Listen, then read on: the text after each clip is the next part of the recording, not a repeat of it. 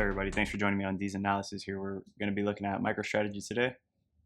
So we're here on the monthly chart, and as you can see, these moves up have been 2 large candles here and 3 decent sized candles here.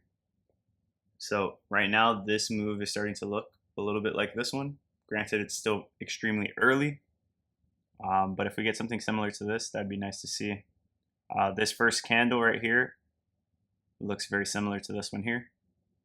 So we did get a sideways chop of about 5 months. As you can see, 1, 2, 3, 4, 5. Then we got our first green candle.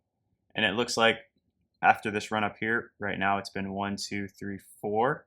And then 5 would be the run up. So it looks like it's one shorter than this one. And we got this same candle here. So let's see if this candle here for May is something like that. That would be ideal. And if we were to see something like that, and you measure it out from the body of the candle to, I guess you can say to the wick, that would be 60%, and then to the body would be about 45. So if we take it from here, the body, 60% would take us to 611, and 45 would take us just past 550. We'd be sitting at 553. If this candle were to play out exactly the same. Let's see if we can get an extended move though.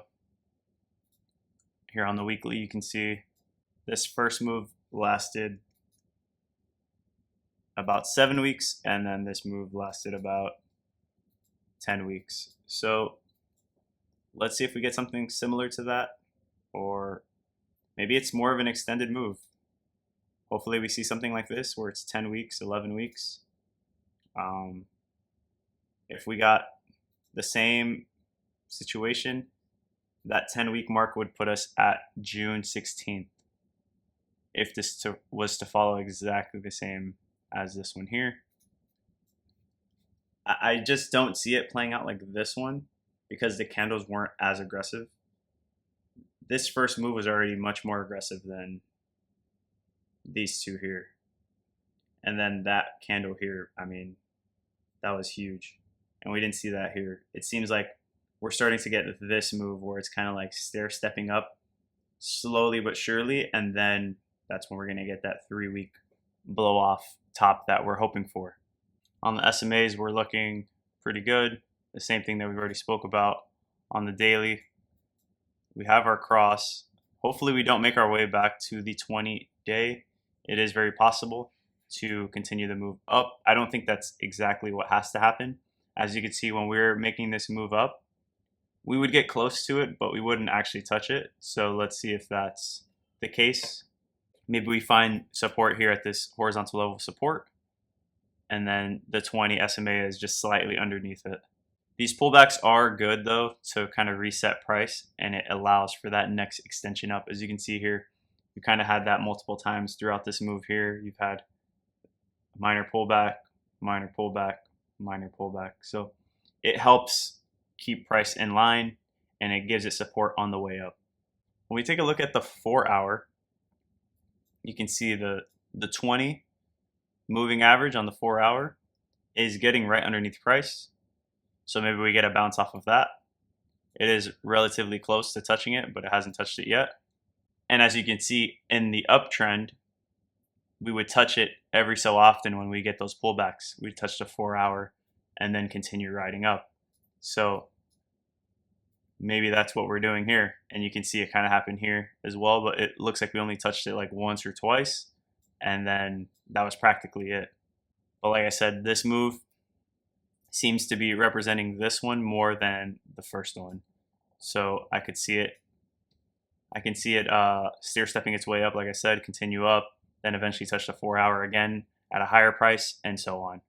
And then we finally get our blow-off top, and then that would be the end of the move until the next leg up, if it's a right translated cycle. If not, then this can be an overextended move for a longer period, and then it would be a left translated cycle and topping before Bitcoin. The past times that MicroStrategy has topped, it was about, if I'm not mistaken, 2 months before Bitcoin topped. So keep that in mind. When we take a look here at the RSI. We're going to go from the monthly.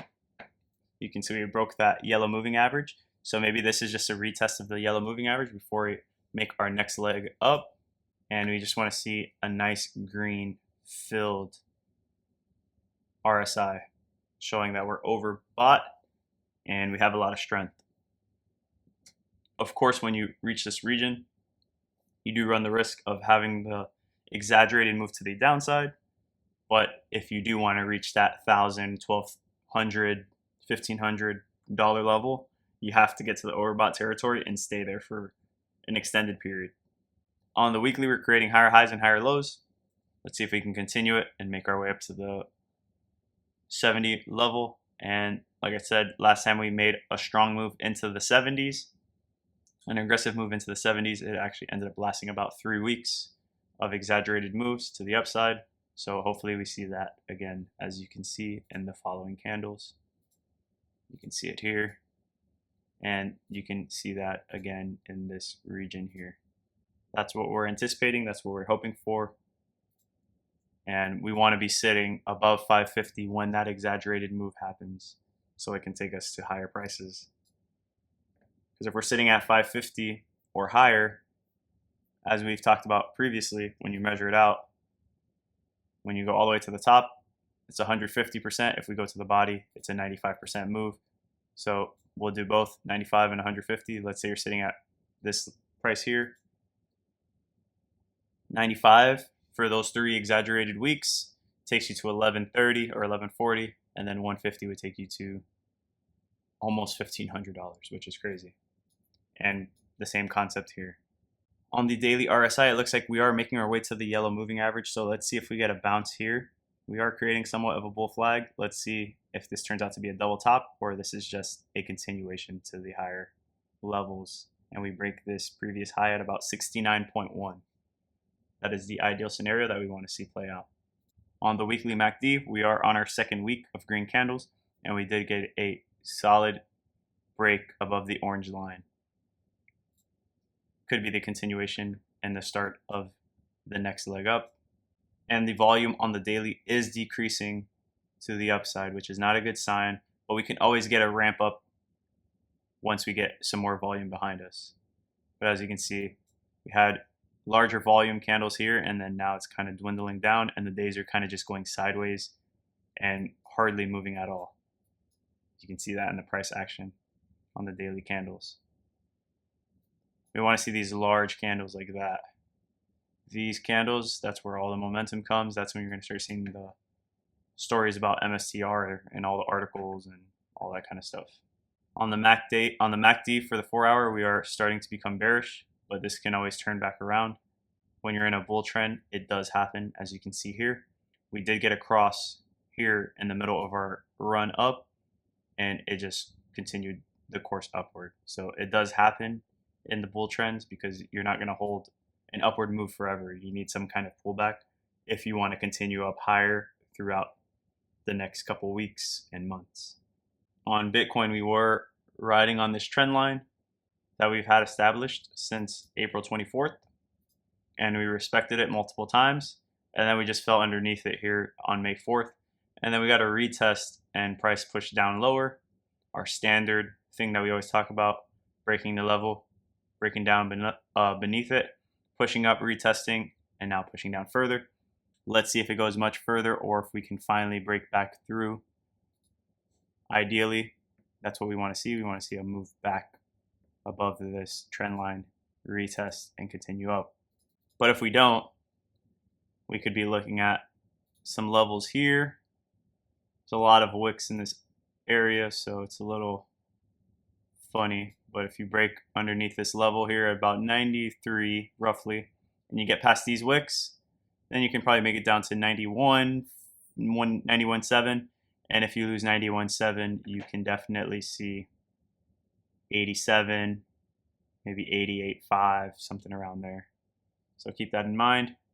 It looks like we're kind of in a range here, and we broke out. We got a fake out move, and we broke back inside of it. So this move almost acts like it never even happened. Price is practically in the same spot that we were in when we were here April 23rd. So all of this was just noise and price is just sideways. On the weekly, we are starting to get a lot of wicking action here to the upside. We definitely don't want to see that. But as you can see in this range, there's plenty of wicks on the bottom of these candles and at the top of these. It's a very wick filled range. So I would love to see us get a wick fill here on the weekly. So if we were to get a wick fill on the weekly, which would be ideal, it would be this dark or this thick line that I drew out would be a full body of a candle here, wicking and filling this entire wick here. So that would be the ideal scenario. Does not have to play out. Right now, the way it's looking like we're losing momentum to the upside and could potentially fall back to the bottom of this range at 91.9. And when you take a look at the weekly, there's not much traffic to the left-hand side because we got this large move to the upside. So just as fast as we went up, we could fall back down if we lose this level, and we'd be falling outside of the range, which is the key level that we want to be holding. Overall, though, it is still very bullish. This looks like it was just a fake breakout, and we're really just trending sideways ever since we ran up. So maybe the next move to the upside can be the actual breakout. We just have to break above 97.960, and let's see if we can make it into this region here above 99,100. But if we do break above this level and we get a little bit of momentum, we can make our way up to the top of this move here and kind of wipe all of this out. Now when we take a look at global liquidity, it looks like we are ramping back up, which is a nice sign. We've been running up for an extended period now. It's been ever since January 10th or January 13th, wherever you want to see it as. We spoke about a head and shoulders pattern, and we were saying that it's not likely to play out, but it could happen. And it looks like it's not going to end up playing out. Looks like it's starting to become invalidated. It's actually already invalidated. And we're pushing up higher. So let's see if we break this recent high and create fresh highs on global liquidity, which would be super bullish for Bitcoin in the upcoming months and weeks. And that also means that we get a more extended move on Bitcoin, which is ideal. That's what we want. So like I said, Bitcoin has been in this move for 27 days or 29 days, however you'd like to see it as.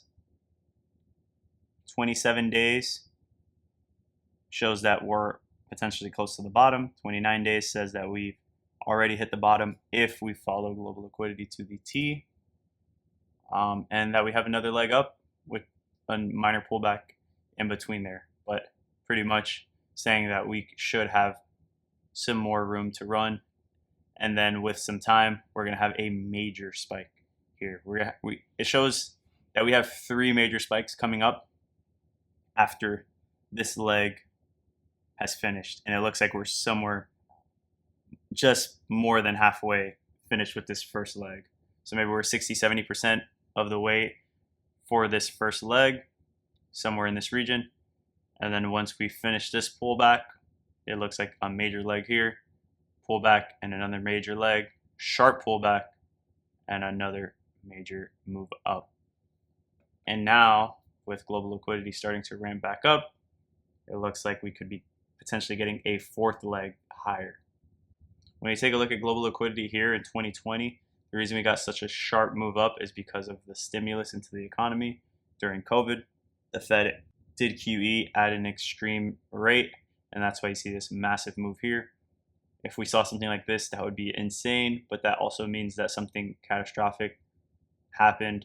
So it's kind of like kind of goes both ways. So you want to see something like this, but that also means that something bad probably happened. So, but this move is much larger than these previous 3 legs, as you can see, and we're already making fresh highs and continuing up to newer levels to allow Bitcoin to rally up even more.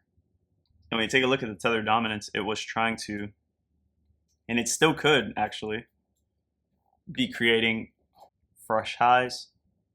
If you measure it out here or draw your line, maybe start it there. When you have an uptrend, we definitely want to see it break down, retest it, and push down lower. but as you can see, it was starting to break this wick here from April 30th at 5.21. It broke above it and we fell back, but let's see if it continues to break it. If this level continues to get broken, this level along with this one, and acts as support, and if you look to the left hand side, then that means Tether Dominance can rally extremely high, all the way up to 5.3. Hopefully that's not the case, because if it rallies all the way up to 5.3, that means Bitcoin's going to take a pretty big hit, which we do not want to see. So we would definitely want to see something to the downside. And if we do break 495, it's a clean move down, which means we could get a solid rally if that were to happen. But at the same time, when you look at a larger scale, on the weekly time frame, which is a very strong level, you can see that when you draw this out, Tether Dominance is at a strong level right here. As you can see, we had it as resistance, resistance, resistance. We broke above, fell back underneath, resistance, broke back above, acting as support, broke back underneath, resistance, support, bounced on top of it, and we broke back underneath it. So this could potentially just be another retest of this level. Hopefully it's not acting as support and it's acting as resistance, and it shoots price down. That would be the ideal scenario. And we would love to see it all the way down to this blue line, close to the $4 or the 4% region. And on the bright side, even though Bitcoin is not really moving up at this moment, but you can see that the dollar is actually dropping. It's at 99.389. So it is pushing down to lower prices. That's what we want to see. We fell underneath this key level and we're back within this range, which is the ideal thing that we'd like to see. We can probably sharpen that up a little bit. But we fell underneath and we got a close here on the monthly. Looks like we just got a little retest back to 100 just to test this level, and now we're pushing down lower. So we want to break that 97.8, and then we could potentially make it all the way down to 96.4 and to about maybe 95.7, somewhere in that region, and eventually to the bottom of this range here. And if that were to happen, that should give Bitcoin some fuel to rally up higher. When you overlay Bitcoin, you can kind of see that downward move here on Bitcoin here on the pink line, pushing down as it was rising. And then now that we've had a continued drop, now Bitcoin's starting to rise. So if we continue to see a drop in the dollar, we can expect Bitcoin to continue rallying up. And that would mean that Bitcoin's doing what it's designed to do, which is to be a store of value. It's hard money, so you can't print anymore. There's a finite amount. And you can see the inverse correlation happening time and time again. As the dollar drops here, you see Bitcoin rallying up, making major strides. So in 2017, we had a major drop on the dollar, and Bitcoin rallied up. And then we saw a major drop here, this region, and we had a major move up. So we anticipate something to happen like that again. They were roughly like 13% drops. So let's see if we can get that same move to the downside. And if we break underneath this range, that would be even better. As you can see previously, we broke underneath, retested it, and pushed down further. Broke underneath, retested, and pushed down further. So if we make it all the way down underneath this range, I can expect it to break down, close, retest, and push down further.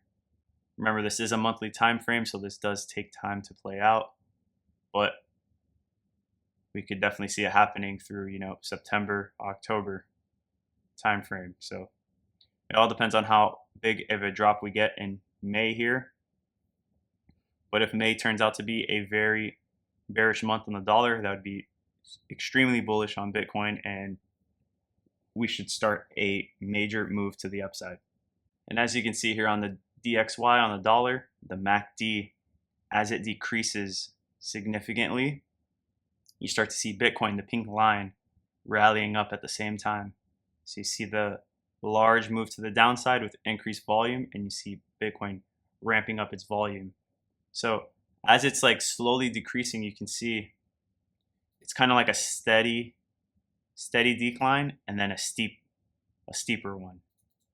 So, and on the flip side, Bitcoin was kind of doing what it's doing right now, a steady increase, and then it almost went straight vertical. You see that? So it's a steady increase, vertical. This was a steady decrease, and then fell off a cliff. And it looks like in 2020, 2021, it was pretty much it was kind of just sideways and then fell off a cliff. And Bitcoin was sideways, ran straight up. So you can see that again here, sideways, and then took off instantly. And now it looks like we've had a steep drop, and now it's kind of like a steady decline. And now we're falling. It looks like we're falling off a cliff now. So let's see if this does anything for Bitcoin, where we kind of just had a steady incline.